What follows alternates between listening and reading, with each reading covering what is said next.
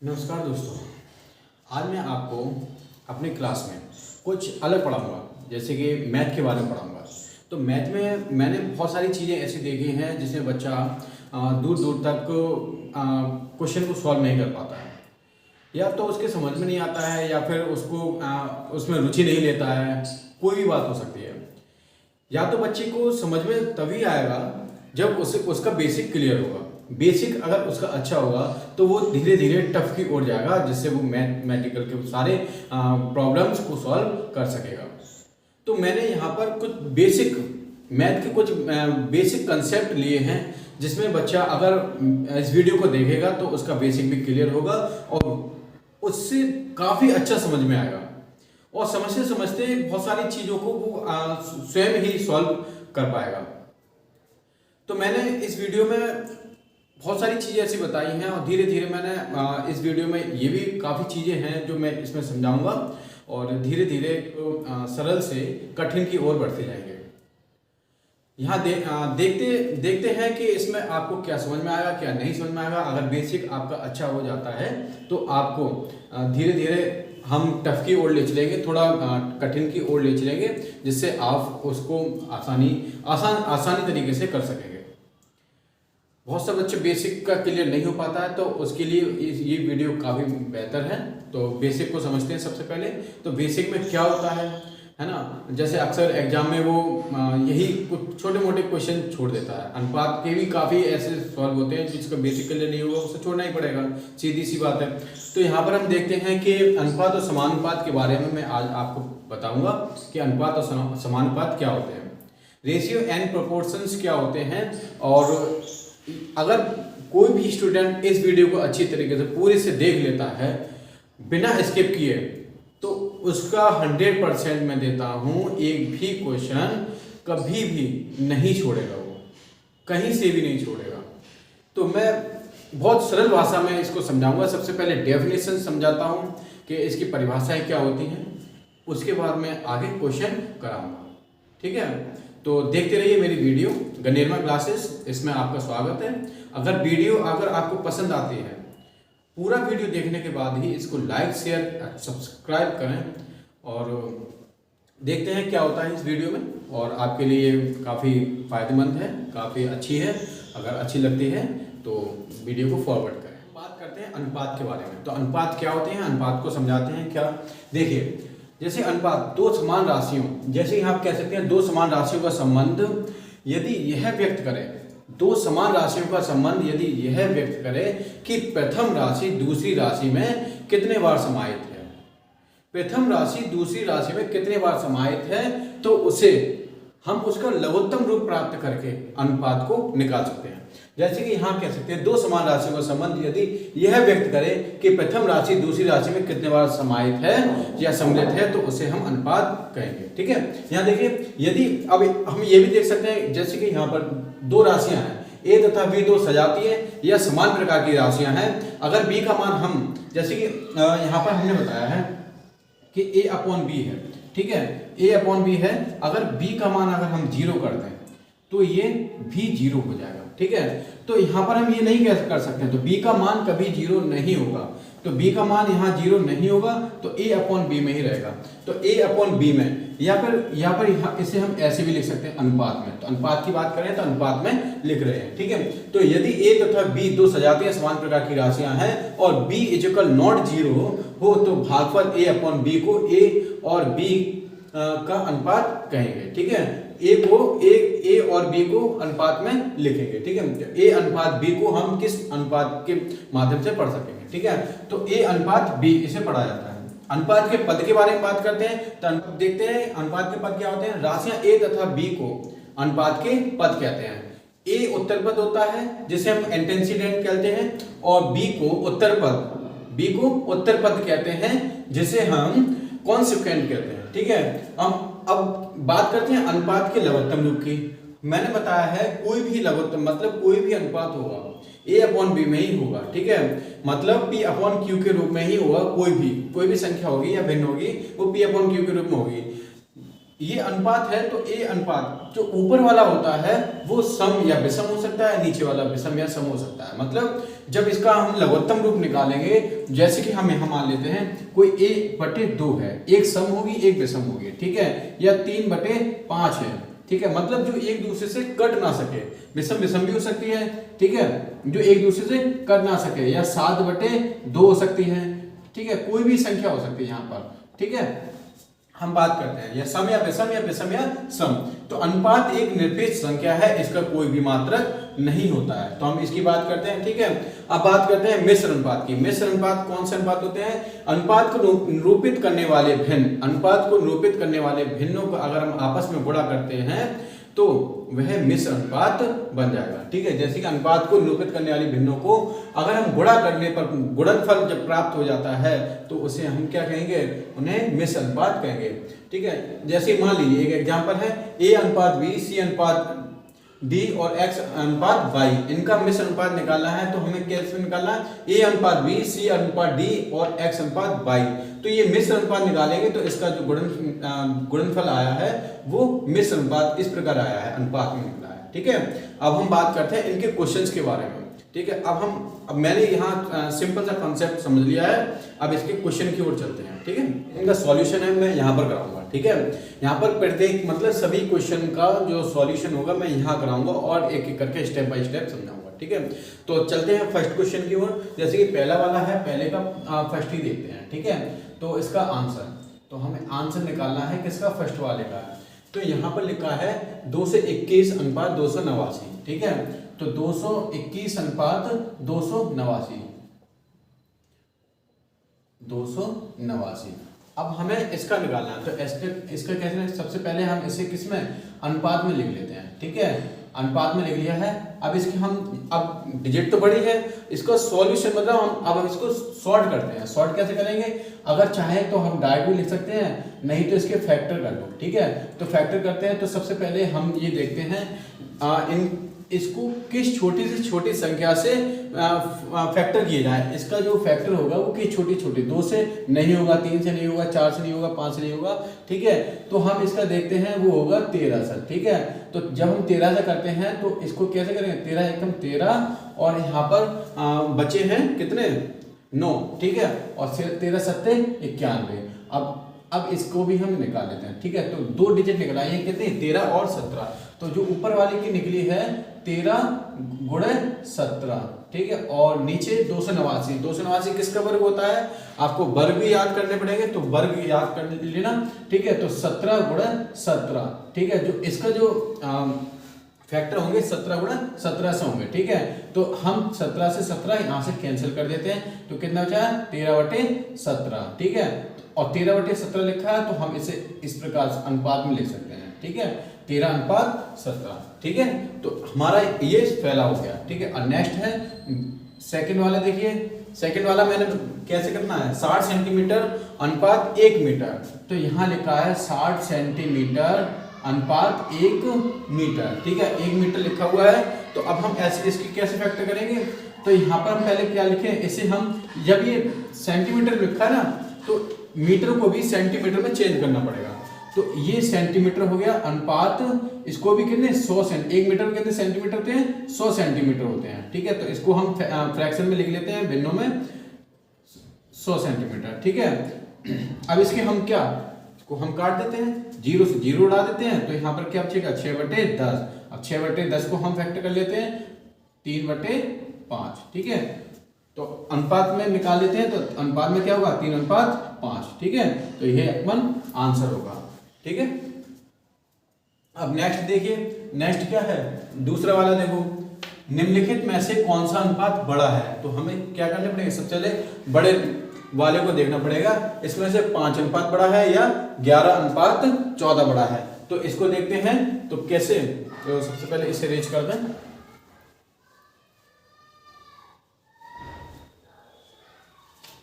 दूसरा वाला देखो, तो 5/8 या 11/14, ठीक है। तो 5/8 या 11/14 में से कौन सा अनुपात बड़ा है? तो सबसे पहले हम क्या करेंगे, 5 इसको हम भिन्न में लिख लेंगे, ठीक है, या 11/14। तो सबसे पहले हम इनका क्या लेंगे, एलसीएम लेंगे, ठीक है, एलसीएम लेंगे। तो एलसीएम इसका कितना होगा, 56, ठीक है। तो एलसीएम लेके देख लेना, तो इसका एलसीएम होगा 56। तो हम सबसे पहले इनके साथ क्या करते हैं, 5 × 8, तो 56 का क्या करेंगे, हमें ऐसी संख्या को गुणा करना पड़ेगा जहां हमें इसका जो करना है कितना, 56 बनाना है, ठीक है। तो यहाँ पर क्या है, 7 का गुणा करना पड़ेगा। तो 8 × 7 = 56 होता है, 5 × 7 = 35। तो इसका 35/56। और दूसरी वाले क्या बनेगा इसका, 11/14। 11/14 के लिए क्या करेंगे, यहाँ पर कितने, 14 चौक 56 होता है, ठीक है। तो 11 × चौक 4 बार हुआ ना, तो 14 × 4, ठीक है। तो यहाँ पर 1144/56, ठीक है। अब इनको एक साथ लिख लेते हैं, 35/56 44/56, ठीक है। अब इसमें से आपको पता चल गया होगा कौन सा बड़ा है। तो हमें यहाँ दिख रहा है कौन सा, ये दोनों बड़े, क्योंकि इनके हर कैसे हैं, समान है। तो हर समान है, तो हमें अब हम ये देखते हैं 44/56 किसका है, 11/14 का है, ठीक है, 11/14 का है। और अनुपात में, लेकिन इसको ऐसे करके लिख लो, ठीक है। और 35 अनुपात कितना है, 5/8 है। तो इसको कौन सा बड़ा हो गया, 11/14 हो गया है। तो इसको लिख सकते हैं 11/14 > 5/8, ठीक है। इसका ये आंसर हो गया, ठीक है, समझ गए होगे। अब नेक्स्ट देखते हैं, तीसरा वाला क्या है, ये तीसरा क्वेश्चन क्या कह रहा है, दो संख्याओं का अनुपात 8:5 है। यदि छोटी संख्या 12.5 है तो बड़ी संख्या ज्ञात करनी है। तो तीसरा क्वेश्चन क्या कह रहा है, देखिए। तो अनुपात कितना दे रखा है यहाँ पर, 8:5 है, ठीक है। और बड़ी संख्या और छोटी संख्या दे रखी है, इसमें 12.5, ठीक है। तो इसको अनुपात से हम फ्रैक्शन में चेंज कर लेंगे, ठीक है, 8:8/5। यहाँ पर बड़ी संख्या भी पूछी, छोटी संख्या नीचे आएगी, ठीक है। तो बड़ी संख्या, तो यहाँ बड़ी संख्या को हम क्या मानते हैं, x मान लेते हैं, ठीक है। तो बड़ी संख्या क्या होगी, x बटे छोटी संख्या होगी 12.5, ठीक है। अब यहाँ देखिए, दशमलव हटाएंगे, ऊपर 0 बढ़ जाएगा, मतलब 10 हो जाएगा, ठीक है। अभी हम इसका क्रॉस मल्टीप्लाइकेशन करते हैं, तो x बराबर, तो 8 × 125 बटे कितना हो गया, 5 × 10, ठीक है। तो क्रॉस मल्टीप्लाइकेशन कर दिया है, तो अपन ये निकला है, तो 5 से ये जाएगा 25 बार, ठीक है, 5 से 25 बार। और 5 दूनी 10, 5 25, 2 चौक 8। तो x बराबर निकला है 5 चौक 20। तो बड़ी संख्या है 20। तो ये कौन सी संख्या है, बड़ी संख्या, ठीक है। ये अपन सॉल्व हो गया है। अब नेक्स्ट देखते हैं, दो संख्याओं का अनुपात। जो अनुपात दे रखा है वो है, देखिए, दो संख्याओं का अनुपात कितना है, 11:6 है, ठीक है। तो इनके बीच, जो बीच का अंतर दे रखा है, बीच का अंतर, ठीक है, वो कितना है, 7.5 का, ठीक है। और इन दोनों का अंतर जो निकलेगा वो कितना निकलेगा, 5 निकलेगा। तो पहली संख्या यहां हम निकालते हैं, पहली संख्या क्या है, 11, और अंतर कितना है, 5 है, और इनके बीच अंतर कितना है, 7.5 का है, ठीक है। यहाँ दशमलव हटाते हैं तो 0 बढ़ जाता है। तो यहाँ 5 से ये कैंसिल करेंगे, कितने बार जाएगा, 15 बार जाएगा, ठीक है। अब 5 या 15, 5 दूनी 10। तो यहाँ निकला है 11 × 3/2, मतलब 11 × 33/2। यहाँ से निकले 16.5, ठीक है, जब इसको काटेंगे। अब दूसरी संख्या पूछी है, तो दूसरी संख्या कितनी रखी है, दूसरी संख्या 6/5 × 7.5। यहाँ से दशमलव हटाया, 0 बढ़ गया है, फिर यहाँ से काटा, कितने बार, 15 बार जाएगा, ठीक है। अब 5 या 15, 5 दूनी 10, 2 से ये जाएगा 3 बार, ठीक है। तो यहाँ कितनी संख्या चाहिए, 3 × 3 बराबर 9। जो पहली संख्या है और दूसरी संख्या है वो कितनी निकलाई है, पहली संख्या है 16.5 और दूसरी संख्या कितनी है, 9, ठीक है, ये हमारा आंसर है। जो क्या पूछा था इसमें, संख्याओं का, दोनों संख्याओं का मान पूछा है। तो पहली संख्या और दूसरी संख्या का मान ये निकला है। ठीक है, अब देखते हैं नेक्स्ट पांचवा सवाल क्या क्या। तो पांचवा सवाल है, तो सबसे पहले यहाँ पैसे तो ये दे रखे हैं 80 पैसे और अनुपात 4 रुपए। ठीक है, तो 4 रुपए और 80 पैसे का अनुपात निकालना। तो 80 यहाँ लिख लिया और 4 रुपए लिख लिया यहाँ पे। ठीक है, तो रुपए तो नहीं लिखते यहाँ पर, यहाँ पैसे लिखे हैं, तो इसलिए यहाँ पर कितने का 100 का गुणा होगा, तो ये पैसे बन जाएंगे। ठीक है, तो ये तो पैसे हैं ये। अब इसको 80 बटे 400 हो गया है, तो 0 से 0 कैंसिल हो गया, तो अब क्या बचा है 8 बटे 40। अब इससे 8 पंच 40, तो 8 एकम 8, 8 पंच 40, तो इसका अनुपात क्या निकला है, 1:5 का निकला है। ठीक है, तो ये हमारा पांचवा भी क्वेश्चन सॉल्व हो गया। ठीक है, ये सारे सॉल्व हो चुके हैं। अब छठवां देखिए, 500 मीटर और 5 किलोमीटर का अनुपात निकालना है। तो 500 मीटर और 5 किलोमीटर, तो यहाँ 500 मीटर दे रखा है। ठीक है, यहाँ ये क्या है, सॉल्यूशन चल रहे हैं। ठीक है, इसके आंसर चल रहे हैं। ठीक है, 500 मीटर अनुपात 5 किलोमीटर, तो 500 मीटर मैंने यहाँ लिखा है। ठीक है, और बटे 5 किलोमीटर, किलोमीटर नहीं लिखे, यहाँ पर क्या करेंगे, यहाँ पर हम लिख लेते हैं किलोमीटर का मीटर में चेंज करेंगे, तो क्या हो जाएगा 1000 का गुणा हो जाएगा। तो अब ये हो गया 5000 मीटर हो गया। ठीक है, इनका अनुपात पूछा है, तो 500 बटे 5000, 2 0 से 2 0 कैंसिल हो गया है, तो 5 बटे कितना आ गया 50 आ गया है। तो 5 एकम 5, 5 दूनी 5 ढाई 50, 1:10 इसका आंसर हो गया है। ठीक है, अब नेक्स्ट देखिए, लास्ट देखिए, 7वां क्वेश्चन के बाद में ज्ञात करना है, जितने भी ये दे रखे हैं। जैसे 54:90 लिखा हुआ है। ठीक है, तो 7 का फर्स्ट वाला है 54:90, तो इसका आप तुरंत कर लेंगे, कितना आ जाएगा, तो यहाँ से 18 या 54, 18 पंजे 90, 3/5, मतलब यहाँ कह सकते हैं 3:5। वही है, जब तक संख्या ऊपर नीचे जो है वो सबसे लघुत्तम रूप ना आ जाए, वो अनुपात नहीं कहलाएगा। ठीक है, तो नेक्स्ट यहाँ पर सेकंड पार्ट देखिए, हम 8 करें। सेकंड पार्ट देखिए 7 का, 1.2 किलोग्राम तथा 840 ग्राम कितना होता है। तो 1.2 किलोग्राम यहाँ किलोग्राम में दे रखा है, और ये 840 कितना है, ग्राम में है। तो इसे हम चेंज करेंगे, 1.2 किलोग्राम को हम ग्राम में चेंज करने के लिए 1000 का गुणा करते हैं और ग्राम लिख देते हैं, और यहाँ कितना लिखा, 840 ग्राम लिखा है। ठीक है, और जब यहाँ से हम दशमलव हटाएंगे, तो यहाँ पर 10 का गुणा कर देते हैं। इसको जितना सरल बना लो, जितना सरल बनाओगे आप, उतना आपके लिए क्वेश्चन इजी लगने लगेगा। हम 0 से 0 कैंसिल कर देते हैं। ठीक है, तो अब हमें यहाँ मिलेगा 1200 बटे 840। ठीक है, 1 0 और 0 कैंसिल हो जाएगा अपन यहाँ से, तो 120 बटे 84, 120 बटे 84। अब हम यहाँ से सॉल्व करते हैं कि यहाँ से निकलेगा 12 7 84, और ये 10 हो गया, तो आंसर हो गया 10 बटे 7, मतलब 10:7। ठीक है, ये अपन आंसर हो गया है।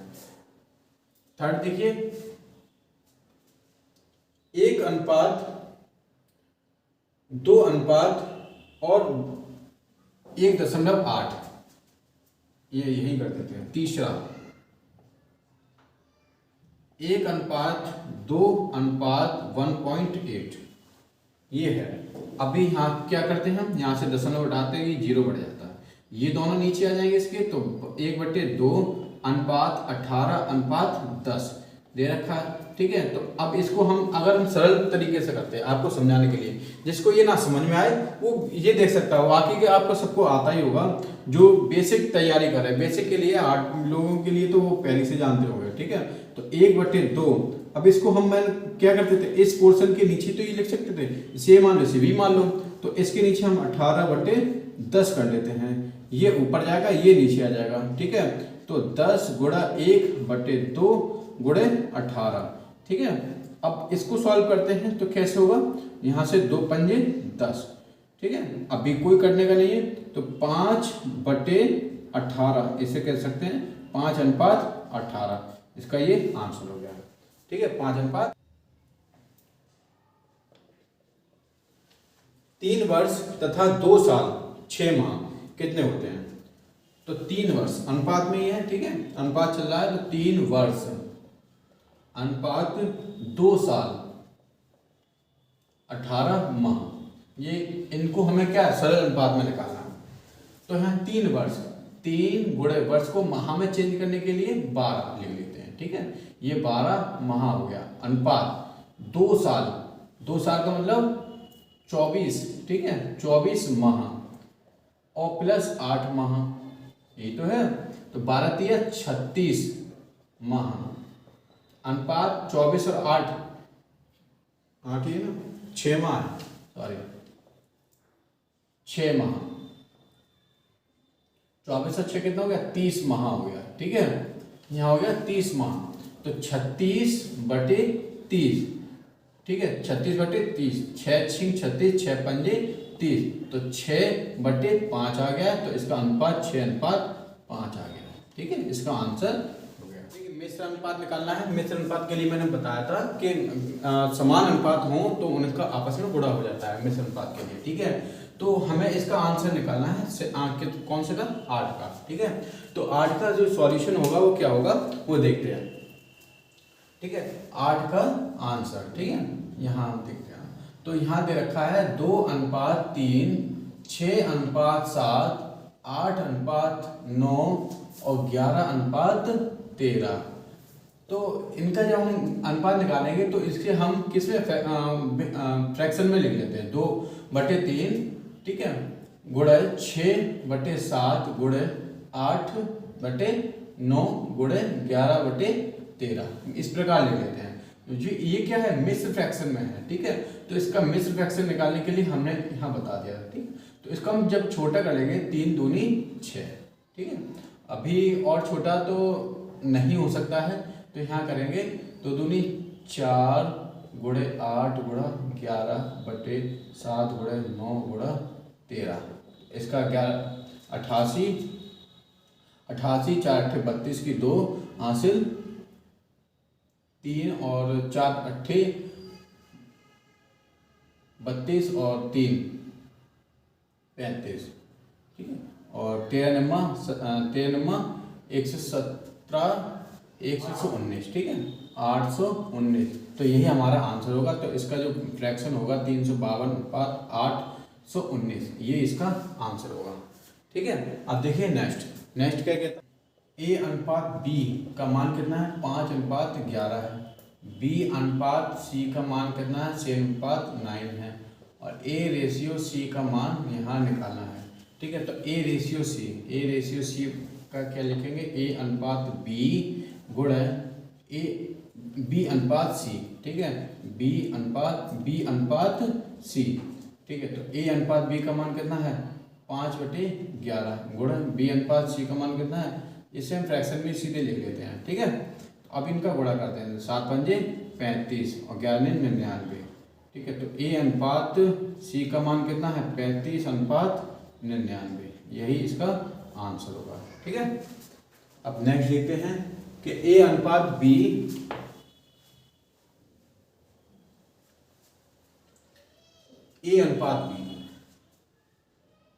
10वां, A/B बराबर कितना है? 3:4, B/C कितना है? 2:3, तो A/B/C का मान पूछा है। ठीक है, यहाँ तीनों राशियों का मान पूछा है। तो A/B और B/C यहाँ दे रखा है, इसका दे रखा है 3:4 और इसका दे रखा है 2:3। हमें यहाँ पर देखिए B का मान 4 है, यहाँ पर 2 है, तो इसमें हमें क्या करना पड़ेगा? यहाँ हमें करना है क्रॉस मल्टीप्लाइकेशन का, 2:3, इनका दोनों में गुणा, इनका दोनों में गुणा और इनका दोनों में गुणा, क्योंकि हमें B का निकालना है। ठीक है, तो हमें क्या करना पड़ेगा? देखिए 3 दूनी 6, अनुपात 4 तिया, अब B का निकालना ना, 2 चौक 8, अनुपात और 4 तिया 12, ठीक है, अब इसे हम और सॉल्व कर लिए, 2 3 6 2 4 8 और 2 6 12, तो इसका अनुपात ये होगा। ठीक है, और पूर्व पद पहले यूज होता है। ठीक है, जैसे कि A अपॉन B है तो ये पूर्व पद है, ये उत्तर पद है। ठीक है, तो ये याद रखना है। तो ये तो समझ में आ गया होगा। नेक्स्ट देखिए 10वां 11वां है, यदि दो राशियों का अनुपात 4:5 है, तो यहाँ अनुपात दे रखा है, अनुपात कितना है 4:3 है, और उत्तर पद यहाँ दे रखा है, उत्तर पद कितना है 75 है, यहाँ पूर्व पद निकालना है। ठीक है, तो यहाँ पर उत्तर पद और पूर्व पद के लिए मैं क्या होता है, पहली संख्या या दूसरी संख्या, उत्तर पद और पूर्व पद में लिख देंगे। ठीक है, तो अनुपात दे रखा है 4/3 बराबर पूर्व पद, ठीक है, बटे उत्तर पद, तो 4/3 बराबर पूर्व पद, उत्तर पद कितना है 75 है। ठीक है, क्रॉस मल्टीप्लाइकेशन कर देंगे, इसको इधर पहुंचा देंगे, तो पूर्व पद बराबर कितना हो गया है 75 गुणे 4/3, 3 से ये जाएगा कितने बार 25 बार, 25 के 75 होता है, और पूर्व पद यहाँ निकल आएगा 25 योग 100। ठीक, ये आंसर हो गया। ठीक है, नेक्स्ट देखिए, दो संख्याओं का अनुपात 3:4 है, दो संख्याओं का अनुपात 3:4 है और उन दोनों संख्याओं का योग 84 है, तो दोनों संख्याओं को ज्ञात करना है। 12 दो संख्याओं का अनुपात, यहाँ अनुपात दे रखा है 3:4 और योग दे रखा है 84। ठीक है, योग है 84, तो पहले से योग दे रखा है 84। अब इन दोनों का योग जो पूछा है वो कितना है 7। ठीक है, इन दोनों का योग कितना है 7 है, तो पहली संख्या, तो हम पहली संख्या लेते हैं, पहली संख्या कितनी है 3 है, तो 3 अब अंतर नीचे जाता है और इंटू 84, ये कितने जाएगा 12 बार जाएगा। ठीक है, 12 7 84 होता, तो 12 3 36, पहली संख्या हो गई 36 हो गई। दूसरी संख्या, अब दूसरी संख्या निकालनी है, तो दूसरी संख्या कितनी है 4/7 इंटू 84, तो ये 12 हो जाएगा, तो यहाँ कितना हो दूसरी संख्या 48 हो गई। तो पहली संख्या इंटू सेकंड, दूसरी संख्या कितनी हो गई है, पहली संख्या 36 हो गई है और दूसरी संख्या 48 हो गई है। ठीक है, ये समझ में आ गया होगा। अब देख लिया, अब नेक्स्ट है कि एक मिश्र धातु तांबा तथा जिंक से मिलकर बनी हुई है, जिसमें तांबा तथा जिंक का अनुपात 9:7 है। मिश्र धातु में जिंक का द्रव्यमान ज्ञात करना है यदि तांबे का द्रव्यमान 40.5 ग्राम हो। 13 सवाल है, वो आपको खुद करना है, ये इसी टाइप का है, वो आप बताइए। आंसर 14 का निकालना है। एक मशीन की लागत कीमत का अनुपात, धातु मजदूरी अन्य कर, ये अनुपात में दे रखे हैं। यदि धातु की कीमत 75 रुपये है तो मशीन का निर्माणाधीन कीमत व मजदूरी और अन्य कर निकालना है। क्या होते हैं इनके अन्य कर, तो यहाँ निकालना है कि एक मशीन की लागत कीमत निकालनी है, पहले धातु मजदूरी और अन्य कर सब निकाल लेते हैं। तो जो अनुपात दे रखा है, तीनों का अनुपात दे रखा है, अनुपात कितना है 3:4:1, 3:4:1, तो इन दोनों का योग, इन सबका योग क्या होगा, योग तो हो गया 8। ठीक है, अब पहले जो यहाँ की जो तीनों की कीमत है वो कितना है 75 रुपये है, तो यहाँ हम लिखाते हैं धातु की कीमत कितनी है 75 रुपये है। तो इसके बाद धातु की कीमत के बारे में बात है, धातु कितना देखा है 3 रखा है। ठीक है, तो 3 धातु की बात करें, धातु की 3 बराबर कितना है 75 के है, तो एक यूनिट कितने बराबर है इसके 75/3, तो एक किसके बराबर है 25 रुपये, तो एक यूनिट है वो 25 रुपये का है। ठीक है, अब हम बात करते हैं तीनों यूनिट की, तो तीनों यूनिट में बात करते हैं जो मशीन की जो मशीन की निर्माण कीमत है, जो मशीन की कीमत है, मशीन की कीमत कितना हो गया है 8 यूनिट के बराबर हो गया। ठीक है, 8 यूनिट के बराबर हो गया, इनका टोटल कितना हो गया 8 हो गया है। ठीक है, तो यूनिट, एक यूनिट कितना है 25 के बराबर, तो 8 यूनिट 25 गुणे 8, 25 अट्ठे 200 के बराबर हो गया। ठीक है, अब बात करते हैं किसकी, मजदूरी की। मजदूरी क्या है, मजदूरी कितनी देखिए 4 है, 4 यूनिट। ठीक है, तो और यहाँ पर जो धातु कीमत है कितनी है, वो 25 रुपये है, तो 25 चौक 100 हो गया। ठीक है, 100 रुपये हो गया। और अन्य कर कितना है, अन्य कर 1 के बराबर है, तो 1 यूनिट में एक अन्य कर हो गया 25 के बराबर। ठीक है, तो 1 यूनिट कितनी है, 25 के बराबर है, इसका सिर्फ 25 ही आएगा, ये 100 रुपये आएगा, ये 200 रुपये आएगा।